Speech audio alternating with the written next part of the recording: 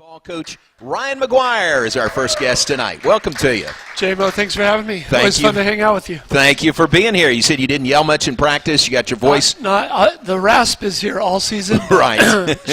should make it through tonight pretty good. That's good. There are levels of the rasp, though, right? Unfortunately, yes. Right, true. How was the rasp after last week? That was a rough week for you. Yeah, it was a rough week. You know, I thought we were playing some really high-level volleyball, parts of it, but just didn't sustain it enough. And, everyone in the Big 12 is good. All the home teams are winning, and we got to make sure we win at home tomorrow and make sure we're a little bit better on the road. Yeah, Cincinnati coming in tomorrow night. We'll talk about that, 7 o'clock in the Farrell Center. Last week was at BYU and at Utah, which is a tough road trip, isn't it? I mean, both those teams are really good. Yeah, I think BYU at home, they have a great record, great crowd, great atmosphere.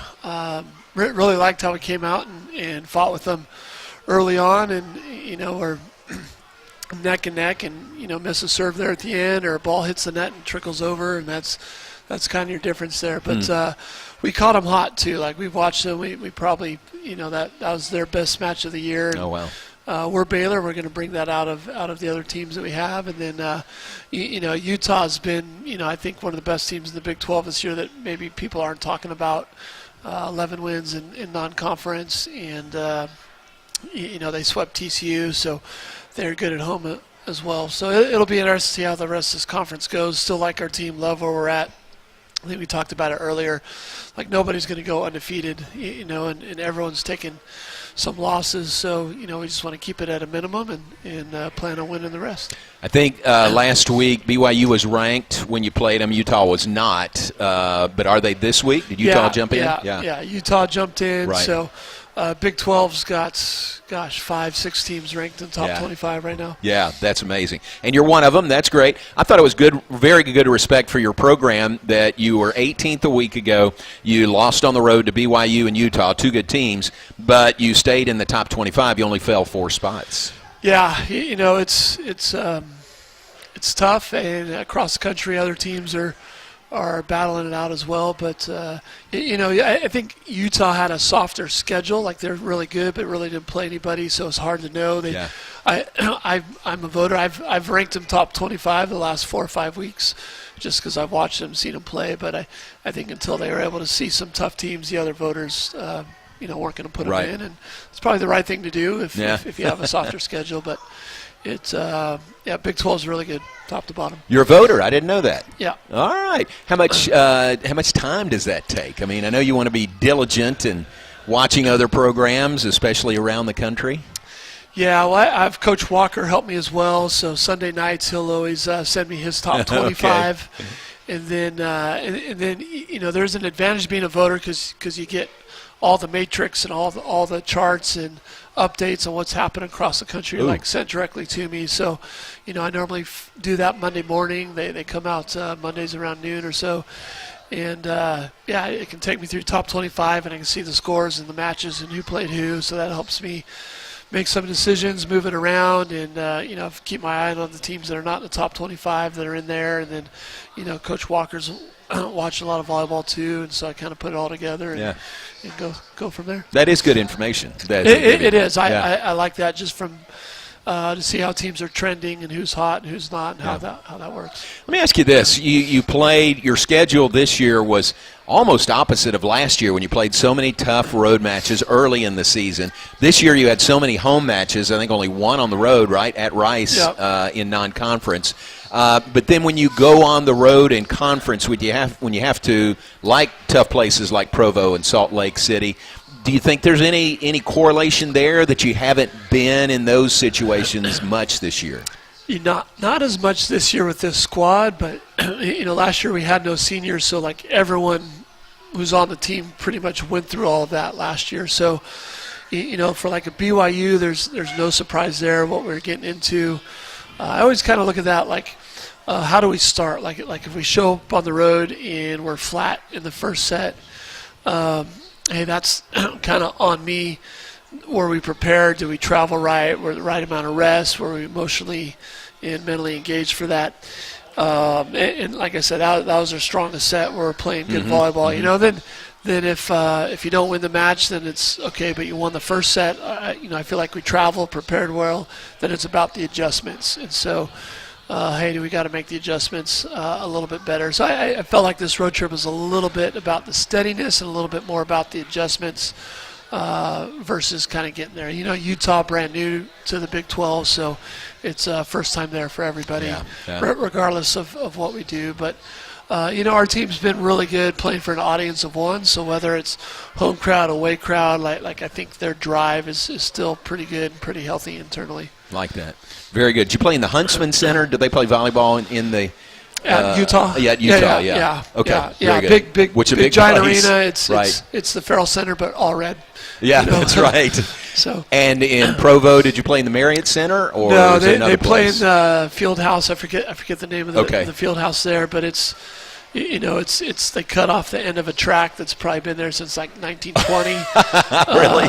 Maybe not that old, but a great tradition there. And back in my California coaching days with the man, like we'd play at BYU all the time, and crowd, the bleachers go way far back, and it's kind of overhanging on top of you. Oh, so wow. Okay. It is a different venue than anywhere else in the Big 12. Gotcha.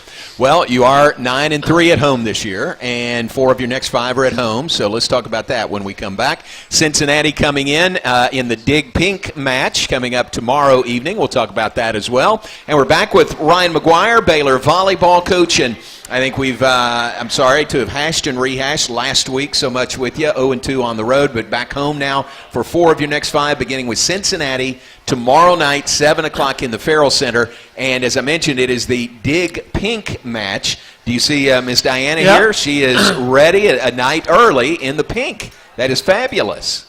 But this is to raise awareness for breast cancer research, breast cancer awareness. Rudy's is doing that with their cups here in the month of October also. But that is meaningful, isn't it? Yeah, 100%. And I think volleyball, our sport, has done a significant job in breast cancer awareness and the funds and the support there. Like we all hate cancer. Like there's nothing good or exciting about that. And Kendall Murphy on our team wears pink shoes kind of all the time in honor of her aunt. And she's lost her aunt to breast cancer. It impacted my mom when she was alive, and so it's something that touches especially in the all genders, but female sports specifically, and what's happening. So it's great that the sport and the events and Rudy's and everybody can be involved to kind of help those in that need. And it's personal for you then, isn't it? Yeah, it is. And again, at the end of the day, like God's sovereign and in control, and we don't know why we have some of these challenges sometimes, but it's just one of many ways through sport and through competition and through raising support that we can help people that are going through those trials and challenges. That's great. Well, so tomorrow, Diana, if you can wear the same sweater 2 nights in a row, wear that tomorrow, and folks wear pink to the match tomorrow night. Are the uniforms, can you give away what the uniforms look like tomorrow? They have pink. Okay, that's good. Tori's in fashion and design at Baylor, and my son Ryder, who's sometimes here, he wears pink all the time. I have like 2 pink ties for about Dig Pink night, so it's not my most prominent color that I'm always wearing day to day, but 100% happy to support. So, it will stand out for sure. You don't have any pink Nikes? No pink Nikes for me. Now that would show up. That would show up for sure. That would be really cool. So that's tomorrow night. Cincinnati comes in. They are 11-5 on the season. They're 2-3 in Big 12 play. You're 10-6 overall, and you're also 2-3 in Big 12 play. I was surprised to see Cincinnati is 5-1 on the road this year. What have you seen about them on the road? Yeah, they got a lot of depth. So. We could see a 5-1 or 6-2. They've kind of moved their lineups around a little bit, but really got like 5 heavy arms. You're normally playing 4 of them at 2 outsides and the 2 opposites, with really strong, capable middles. So it's they're probably similar to us in like kind of the balance of the offense, and you can't like just focus in on one particular player and shut them down and feel like we're going to win the match. So we got to be good in all phases, and from antenna to antenna, blocks got to be and diggers got to line up their attackers. Gotcha, very good. Remind me, did you meet Cincinnati last year? Yeah, Cincinnati, we played last year at their place, Okay. And so, yeah. Okay, second We're year. undefeated against them in Big 12, so I want to keep that going. There as you go, well. undefeated. Keep that going. You are, again, 9-3 at home this year, and Cincinnati has lost 13 straight to ranked opponents, so that's going in your favor, ranked 22nd. Tomorrow. Yeah, again, it's Big 12 this year, so many good teams, Right. and, they got a lot of firepower. I think we'll be good. We'll be ready. We had some injuries kind of pop up this past week that won't talk about, but it'll, we'll be making some adjustments going to the match tomorrow as well. Okay, I won't ask you about that then. Okay, you have been ranked 82 consecutive weeks. That's got to be a source of pride. That's just a testament to the great athletes we've been able to attract and have here at Baylor, and the staff and the support we've had. I think we've been consistent, in how we play, how we compete, and what we do, and how we go about not just our business, but our mission and what we're trying to do. So, that was probably something, could have been at stake with stubbing our toe last week. So, the goal now is to kind of work back up into there and get into that top 15. And, we're still in a position where we'd like to host the NCAA tournament at Baylor, and we know we're good at home.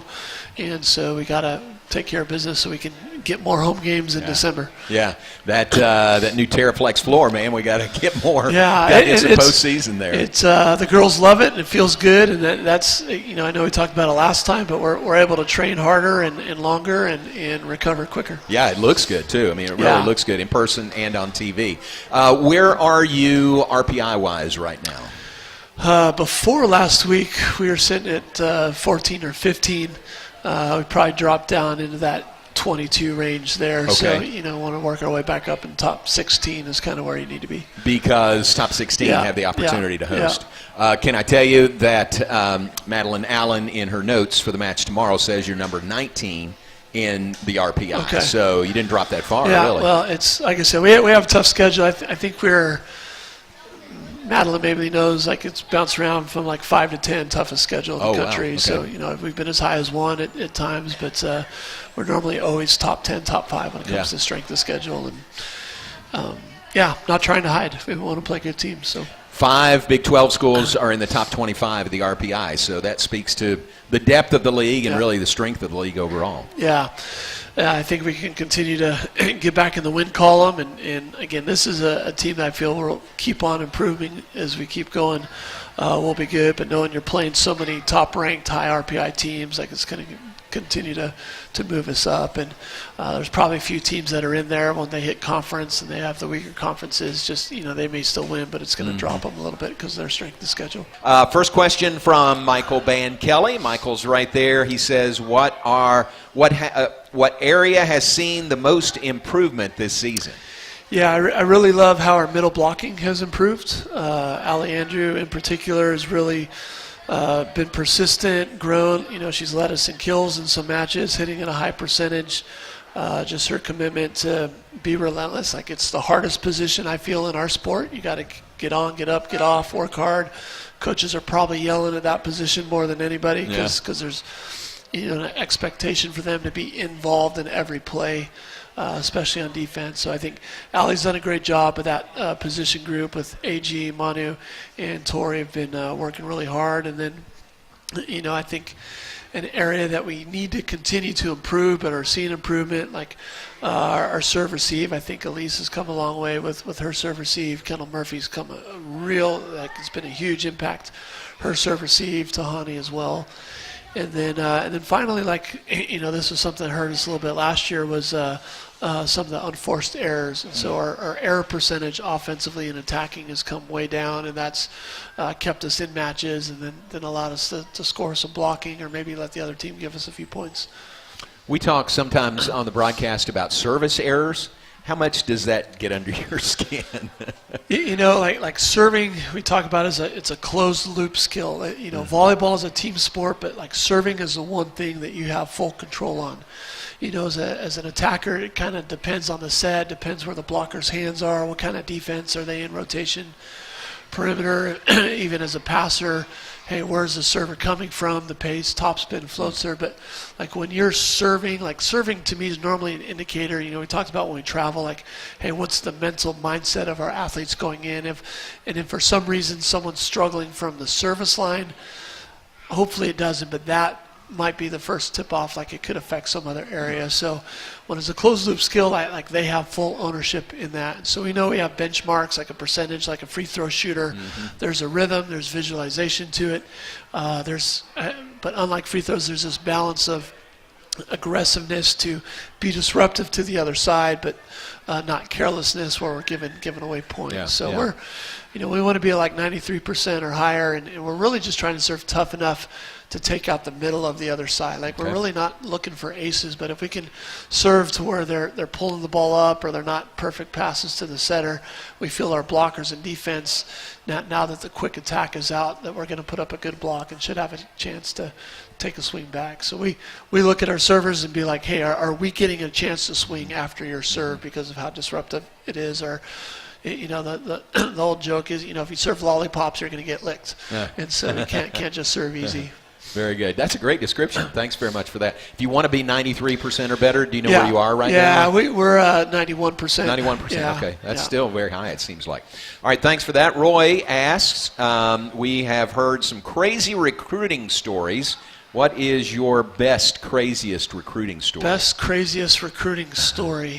I think for me, for starters, like God is the head recruiting coordinator, and I just want to be a good assistant. And there's been so many. When I think of Brea Hunt's, Coach Hunt on basketball staff, committee said no to so many places before she even made contact to us. Really?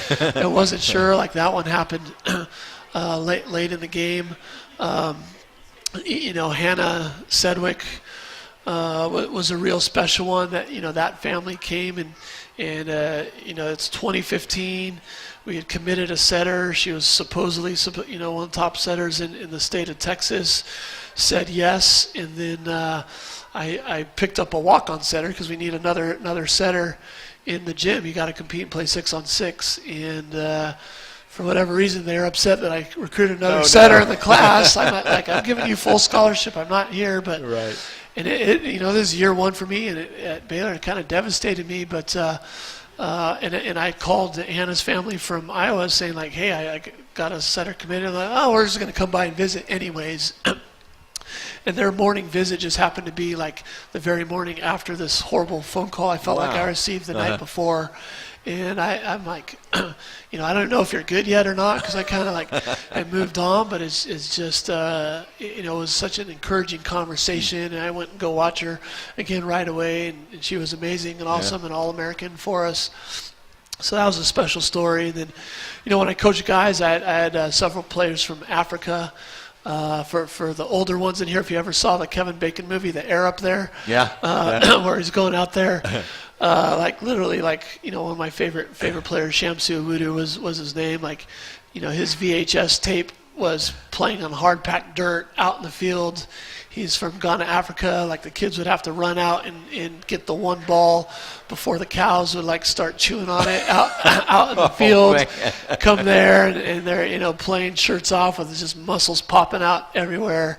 And I'm like, we'll figure out how to play. Yeah, exactly. And I remember I gave him shoes. He's like, Coach, can I get married in these shoes? He didn't want to play. He didn't want to play in them because he didn't want to ruin them. I'm like, Shamsi, you're going to get 20 pairs of shoes during your time here. You don't got to worry about that. So those are just special just because of different perspectives and kind of how, like I said, the head recruiting coordinator kind of orchestrated all those things in my career. Tremendous. Those are great stories. Thanks for that. Good question, Roy.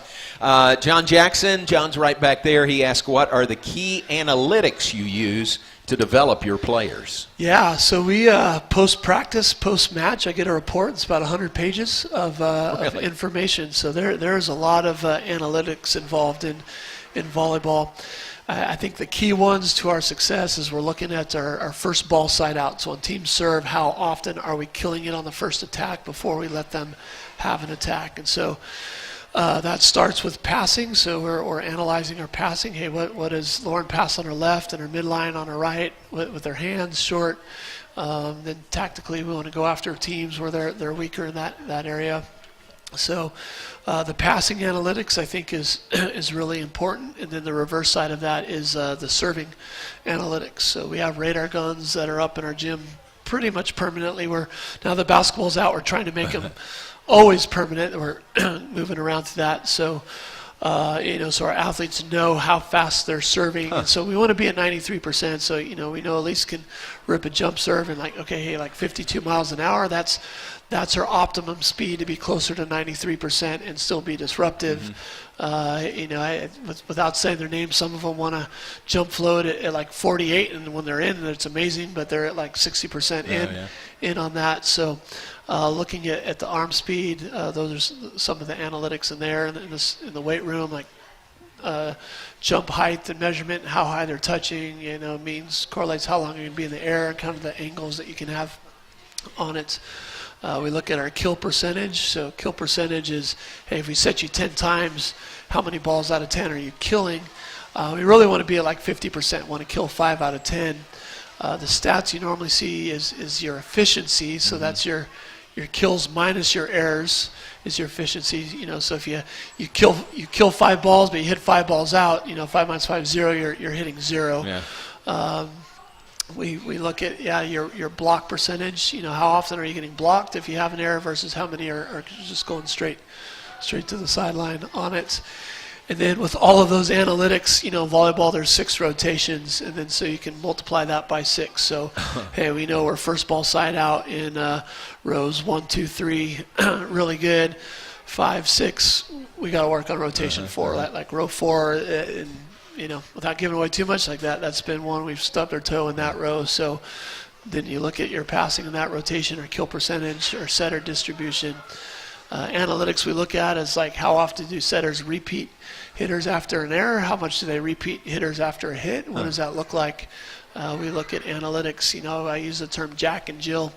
Are setters setting the easier, closer set, or some setters kind of like, the flashy, like set the distance. And so we get percentages on our own setters and our opponent's setters and kind of what those tendencies are, so we can get into our block scheme. So wow. That's the first 20 pages. All right, John, you asked the question, right? You wanted an answer. Yeah. You got an answer there on analytics. That's great. All right, well, now we need to move through the rest of these. Steve Van Wagner asked the question, when did volleyball start at Baylor?